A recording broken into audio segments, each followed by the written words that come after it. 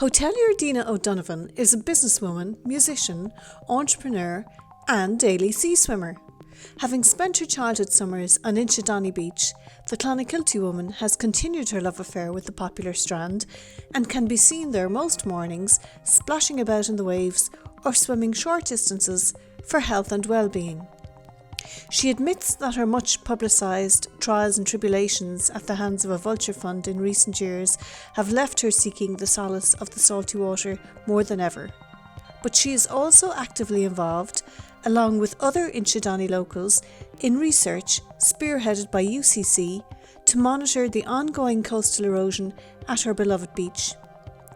As a result of this, the BBC recently shot an episode of its Storyworks series at Inchydoney, featuring Dena and the story of coastal erosion. You can watch it by searching for BBC Embrace of the Sea on YouTube. But for now, here's a little chat I had with Dena about her lifelong fascination with salt water.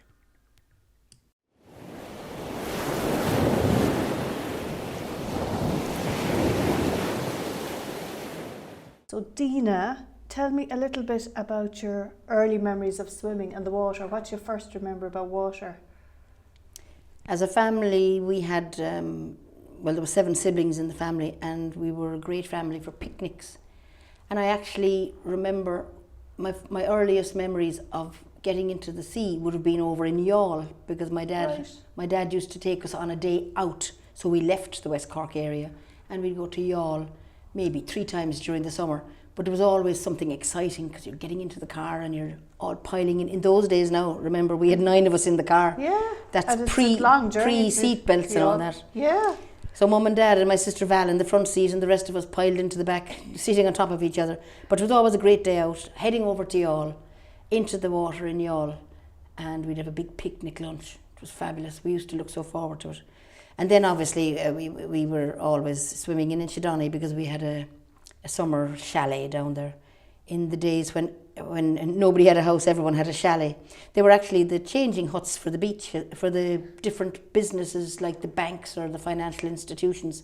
There were 7 or 8 changing huts below at the beach. They were all up through the grass, up the side of the hill, overlooking the beach. Now on the main Inchydoney Beach. One, yeah. None of those huts are left now. They used to all be painted green and have little white trim all around on the hut. There was one big room.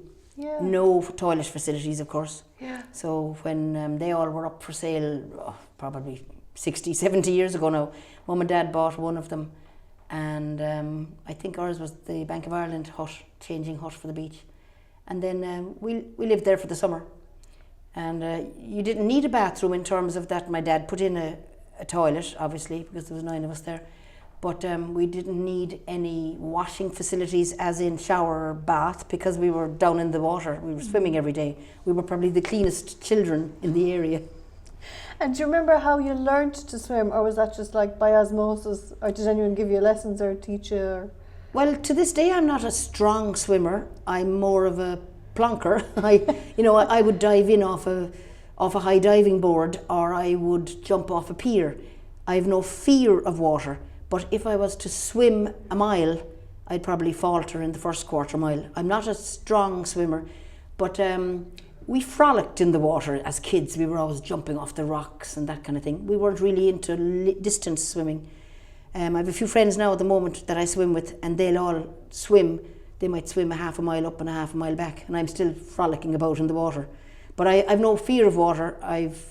Years and years ago, I was on the Asgard, and we were in the water in the bay. I can't even think of the name of the bay now, but it was between Morocco and Tenerife over there. And everyone was going down the steps, down the rope ladder into the water. There was 22 of us on board, and they were all doing their laps and swimming, and I was jumping off the bow. And they were all thought I was mad. I mean, I must have been 40 feet up out of the water, but I was just jump in from there. That's the kind of swimmer I am. Yeah. No fear, but not strong for distance. Yeah. But I'm still the same. I still frolic in the water, but it's great. It's great. But did anyone teach you strokes or anything? My dad taught me strokes, yeah. So he was but he died when I was quite young, so that was the end of my swimming lessons. So I can swim, But as I say, I wouldn't have the technique or the stamina to go a long distance with special strokes, you know. But you're in there most mornings, are you? I'm in the water most mornings. I suppose, to be fair, sometimes in the middle of summer when we get too busy here at work, I might only make it 4 days a week. In the winter, I'd swim more. I might actually make it 7 days a week in the winter. And would it be morning or evening, or does it matter? Mostly morning, because as the day gets on, I just get busier and busier. Morning is the time really for the swim, as the sun rises, and it sets you up for the day. Yeah. It's such a feeling. You're alive for the day. You're awake. You're ready to tackle anything that comes your way for the day. And what do you wear in the water? Well, I have to wear swim togs if I'm with people, but I must say that I do love it when you're in the water. I'm not an exhibitionist. I wouldn't walk down the beach because I don't have the body for it. Yeah. But when you're in the water, I often take off my togs, bundle it up in my hand, and swim along, because it's fabulous. You. It connects me to the water. It's like people who like to walk on earth in their bare feet. Yeah. It's the same kind of feeling, or even walking along the beach in your bare feet. It's got that special connection. Whereas if you're walking in a pair of shoes, you really can't feel the beach at all. You just feel the air or the sound of the sea or whatever. But if you're walking on the beach in your feet, you have that extra connection. And I think that's the magic of it. Yeah. It's fabulous. And do you know how difficult it is to get wet togs back on you? So how do you get them back on? Because usually I have the same togs for about a year, and it stretches and it just gets on. It is difficult, but as I say, I'm good in the water. So I'm good at bobbing up and down with my feet off the ground. You know, I know I'm not going to sink. I might sink down as far as my chin maybe, but I can actually do it. I can get in and out. And it's good for me to, you know, getting my muscles working. It's a bit of fun. It's a bit of fun. But it is difficult to put on, especially one piece swimsuit. I know that. I've often put it on back to front, and then find there's nothing covering upstairs. When you get out. When I get out, I have to put it back on. And tell me, because we've often spoken on the podcast about the allure of water for women, and there does seem to be a specific connection for women with water, or have you found that? Now that you mention that, I can see that there is something in what you say, because nearly all the people that swim in the morning are nearly all women. Now that I think about it, there might be a few men. Yesterday, I wasn't in today now, but yesterday morning I was swimming, and I'd say along the beach there was probably about 15 women in swimming and one man. I think in the water we're in control, and we're in control of ourselves, and we're in control of everything around us. Maybe it's an empowering thing. I didn't really give it much thought before. I think we're more buoyant, so maybe it's just a little bit easier for women are more buoyant in the water. I think we've more rolls of fat. Yeah, but we are buoyant in the water. Part of it, maybe it is. And we do feel more in control because we are physically more in control. Maybe that's true. Yeah. And has it gotten easier over the years to get in the cold and in the winter? If you go in regularly, you actually don't feel the cold. And on the odd morning when it might be, you know, there might be a frost, or it might be nearly snowing and very cold, what I would do, how I handle that, is I actually run straight into the water, get down over my head, and come straight back out. And that's an initial shock. Maybe it's heart attack stuff, but I haven't had a heart attack to date. But you get really, really kind of right in under the water, and you're there going, my God, it's cold this morning. But when you run back out of the water and you go for a little jog up and down the beach, there's a little aura of warmth all around your body. I can then calmly walk into the water and do a few lengths up and down. And has there ever been a morning when you just said, no, that's too cold? Never. Yeah. But you'd have gloves or little booties or something. In the height of winter now, January. To be fair, in January, in maybe December, January, February, maybe even into March, I often wear the booties. Yeah. And this year in February, when that film was made, it was particularly cold. It was -8 on my car going down to Inchydoney, because I usually came into work first, and then I just did early breakfast, and then I went down for a swim. And it was -8 in the car, and I thought to myself, it's going to be cold going in today. So I actually wore a little pair of gloves. And that's just because my extremities would be harder to heat than the rest of my body. But once you're in and splashing around, it's fine. You actually get this kind of an inner warmth that kind of just keeps you safe. Yeah. It's lovely. And mentally, has it been good? And Dena, I know that the trials and tribulations of the hotel have been in the news over the years with the banks and the hassle you've been Vulture having. fund land, Vulture we fund call land, it. yeah. And Yeah, how has it that helped? definitely helps. It makes you focus on life rather than life's challenges. It's something that I would have to do some days when there's a lot of strife going on. It can all get on top of you very easily. It's very easy to succumb to bad thoughts, I suppose, when things are going a little bit awry in business, and business is challenging anyway. And then everybody has some trial or tribulation in life. But when you go into the water, it helps you rise above it, or it helps you focus your day, focus your attention and say, right, I've got the swim over now, I'm ready for the day. And it gives you an inner strength. Right. So the days that are tougher are probably the days you're more drawn to the water? More days I am more drawn to the water, yeah. Or sometimes in those days I might even go for a second swim. Right. I have been known to go for 3 swims in the day. Yeah. You know, one early before I start work, maybe one at lunch break and one at the end of the day. It's in the winter obviously it gets dark very early, so I tend not to swim in the dark. Just I'm afraid of things that go bump in the night. I'm afraid of stepping on a crab or something. But I have swam in the later evening in the dark, but I prefer to swim in the day. I prefer to swim in daylight. And I don't like to swim alone if the weather is bad. Now in the summertime it's really not a problem because there's lots of other people swimming. But in the winter there are less people out there. Yeah. And I think it's foolhardy to kind of dive into the tide on your own, nobody even on the beach. Yeah. So on those days I might just walk out as far as my waist and just frolic up and down, 3 or 4 minutes up and down in the water.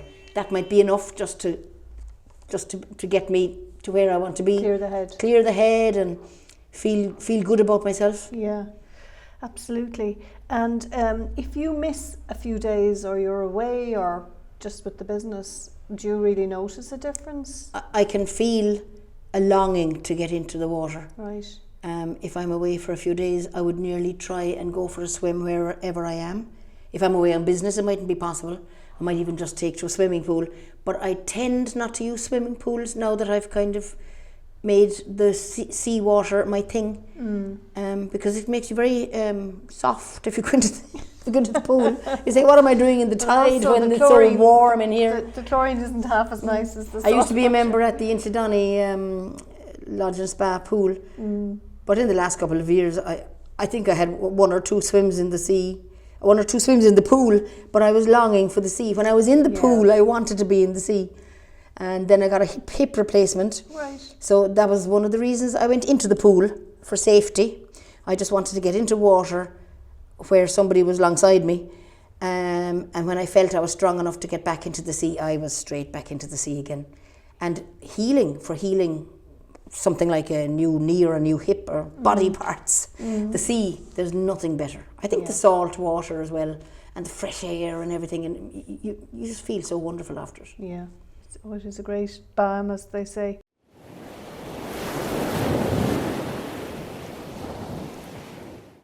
Now, you mentioned there the film. So BBC did a short mini documentary about coastal erosion, and they spoke to you not just about swimming, but about the fact that you're in Inchydoney a lot and you've seen the erosion there. So just tell me a little bit about how much that has changed in the last, how long are you tracking it there? Well, I'm living there, I'm 67 now, so I'm living there all my life. But obviously when I was younger, I wouldn't have taken much notice of things like that.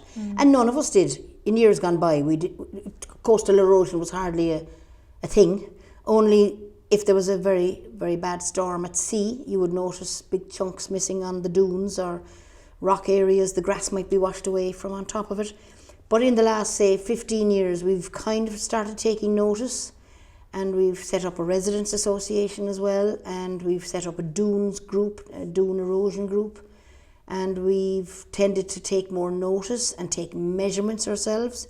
Then we discovered that UCC were doing erosion, well I won't say management, erosion research on it. Yeah. And there's a chap there called Jimmy Murphy, and we've met him since, and he was in the little documentary there with us.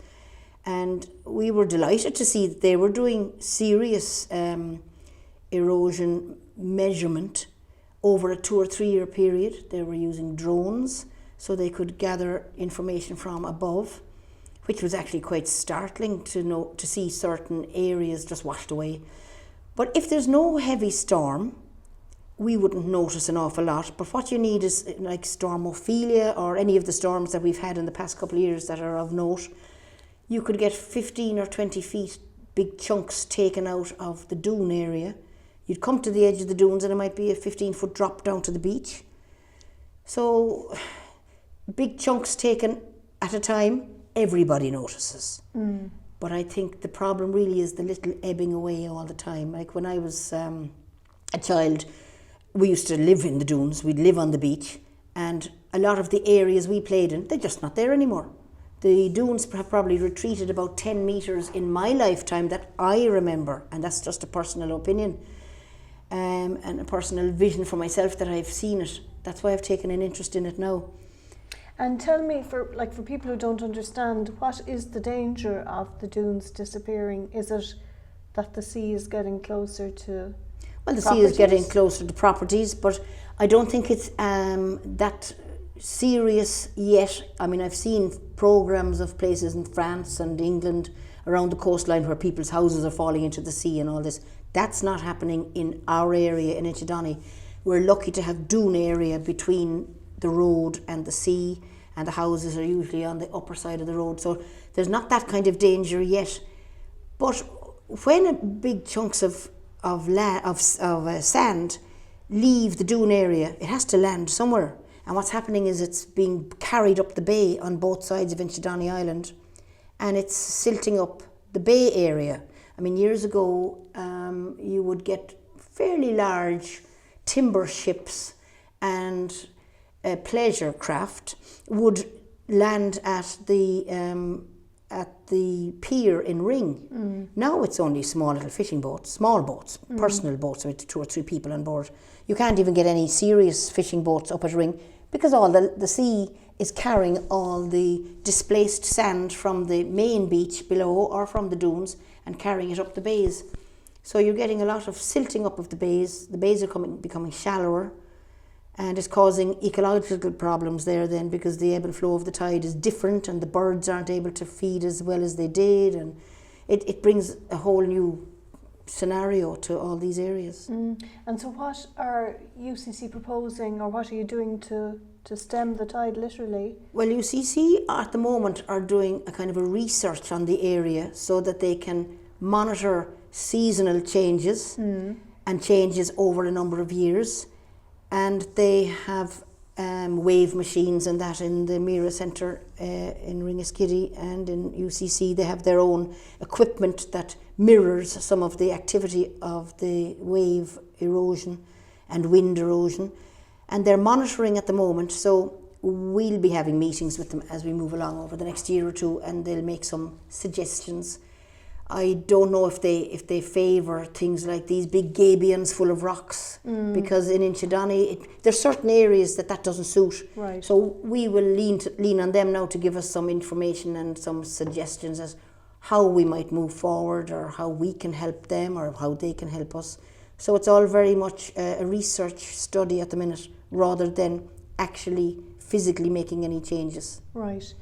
And are the locals quite worried about the erosion down there? I mean, do they have some are. Some people say, look, it's just natural, these things happen, and they're not really quite worried. Others then walk the beach every day and they physically can see change, and they're wondering how we can stem the tide, or what can we do. But as I say, once in the middle of winter you'll get the odd, or even in summer you might get the odd serious storm, and that's when people wake up then and they suddenly start thinking about erosion again. And then you get a few months of fairly calm and everyone forgets about it. So that's why we have these little groups set up that we would meet every few months and have meetings with Jimmy Murphy from UCC, and he's been to the beach down to our area, suggesting various things that we can do at the moment, which is mostly in the monitoring and measuring situation. So that's where we are at the minute with all that. And Dena, as regards the future now for you and swimming, I mean, are you looking at the winter and saying, I'm going to try and get in every single day? Is that your goal always? My goal is to continue swimming as long as I can. Sometimes in the winter it can be quite wild in the sea, and I suppose I've seen people older than me nearly afraid to get into the waves, because if a wave knocks you and you can actually get dragged out a little bit. So we would go around to the inner channel, not the corner now where the water fills the bay and empties, because that's a terribly bad current and a very dangerous place to swim. But when you're up in, say, on the main Inchydoney Beach, around to the right, the bay fills up there, and when the tide is in, there's a little area there we have for swimming, and it's like a little pond. You can swim in there, and it's safe, and there's no waves on that part of the channel. But once you go down to the corner and then out onto the sea, there's a rib tide there that can carry you out. Even this summer, there's been a few people rescued by the Inchydoney inshore lifeboat, just because they got into difficulty if they were on a floating device or inflatable or something like that. Luckily, we've had no major problems with people. Everyone can see that there's signs there saying dangerous channel, don't swim. So we'd stay away from those areas. But in the winter, it's dangerous if you're on your own. You really have to be careful, or try and get somebody. I try and buddy up with someone always. Right. It's safer. And just to ask you one final question, which is, apart from Inchydoney, where do you like to swim? Red Strand. Right. Red Strand outside Ardfield is very good for swimming. And Dooneen, which is opposite Inchydoney, under, say, Dunmore, just beyond Dunmore House Hotel, there's a couple of little areas around there, or Simon's Cove, or over at the ring side, there's a couple of little areas there for swimming. We are blessed in this area. There are so many safe places to swim. I think when you hear places are dangerous, I think people just go out too far. I mean, on Inchydoney Beach, because there's been so much erosion and the way the sand is brought out, it's a very shallow beach. So when the tide is full in, almost up to the dunes, you have to walk 200 metres and you're still only up to your waistline. But I don't worry about that. I just swim in the deep, in the deep area up to my waistline. It's only that deep, but it's deep enough for me to swim around in. Exactly. There's no need to go way out of your depth. Yeah. That's fine if you're training for marathons or triathlons or whatever, something like that. You don't really need that all the time. It's really just to immerse yourself in the water is the thing. And you can do that well when the water's only up to your waist. You can do that nicely. You can. And is there anywhere abroad that you go that you love to go to? My next lovely place for swimming is, my sister lives in Sydney, so it would be the place that I have visited most out of Ireland. I mean, obviously, various holidays, etc., all around the world, but I'm a traveller. I love travelling. I travel all over the world, and I'm a hill walker, and so a lot of the places we've travelled have been it would be lakes, like say in the Himalayas, Himalayan walking. So there's no sea up there, so you'd have to manage rivers and lakes. But for sea swimming, I go to Manly Main Beach. That's just outside Sydney, Just outside Sydney. That would be my go-to place, and my place that I've had most happy memories for the last 20 years of swimming outside of Ireland. And no sharks? Well, if there's a shark sign up on the beach for the day, I will go to some other place. Right. I'll go to an inland lagoon or something. Yeah. But you get sharks there, of course. But like anywhere, you don't need to be swimming away out far. Yeah. Well, Dena, thanks very much for joining us today. And I really enjoyed that chat. I'll meet you in the sea some morning. You certainly will.